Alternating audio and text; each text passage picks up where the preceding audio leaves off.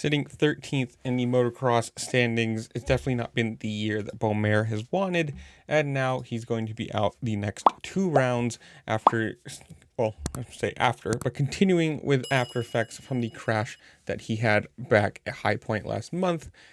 Sucks to see. Obviously, he showed a ton of speed in Supercross. You expect him to come out in motocross and be, competitive too. And being down in 13th at this point, he's out of the championship battle.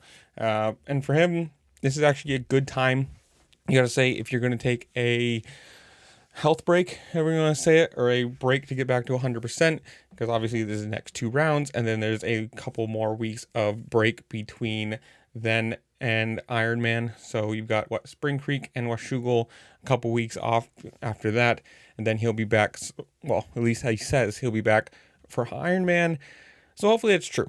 We do have a quote from Ian Harrison, the Red Bull KTM factory racing team manager, saying, quote, "The last few weeks we noticed Julien just seemed to be off his game, and after digging a bit deeper into his issues and in consultation with a doctor, it seems he is likely having lingering effects from a crash at round 4 of the series. As our riders' health and safety is always number 1 priority, we are taking the doctor's advice and decided that at this point in time, Julien will sit out both the Millville and Washougal rounds." So, sucks. I mean, obviously, you never want to see anybody injured. You can say the only silver lining for him, at least at this point, is he's not in the championship battle for this. It's not like he was in 1st or 2nd or 3rd or somewhere like that and up front competing for it. Still not what you want to hear. And we'll see where it goes. Hopefully, these 2 weeks off plus the extra time for the break will help him actually get back to 100%. Whatever the actual lingering issue is, or whatever you want to call it, he can be right back to 100%, up competitive speed, racing up for podiums, wins, whatever you want to call it, making everything a little more exciting than it is at the moment. But this is where I'm going to leave you guys. Are you going to any upcoming rounds? Do you think these titles are pretty well decided with Lawrence and Deegan just probably going to win them? Whatever it is, comment down below, tell me what you think. And his actual update will be at the end of this if you want to watch the whole thing.